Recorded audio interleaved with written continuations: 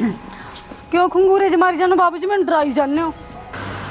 डरिया तो मैं भी पिया तेरी हुसन दी तलवार तो। हाय हाय मुस्कान अज तो बड़ी सोहनी लगदी आ, सूट भी बहुत सोहना पा रखिया। रहन दो बाबू जी, कादा हुसन साडा गरीबां दा। सारी दिहाड़ी तो साडी झाड़ू पोचिਆਂ ਤੇ लंघ ਜਾਂਦੀ ਆ। ਤਿੰਨ ਦਿਨ ਸਾਡੇ ਕੱਪੜੇ ਨਹੀਂ ਨਿਕਲਦੇ ਹੈਗੇ, ਫਟੇ ਹੋਏ ਕੱਪੜੇ ਪਾਈ ਰੱਖਦੇ ਆ। ਤੁਸੀਂ ਬੈਠੋ, ਮੈਂ ਤੁਹਾਡੇ ਵਾਸਤੇ ਚਾਹ ਬਣਾ ਕੇ ਲਿਆਉਣੀ ਆ।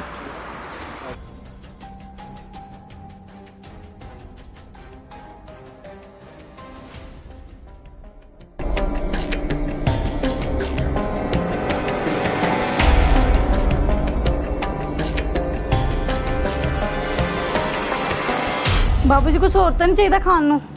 तू चाहिदी आ। ਕੀ मतलब बाबू जी? मजाक करदा सी।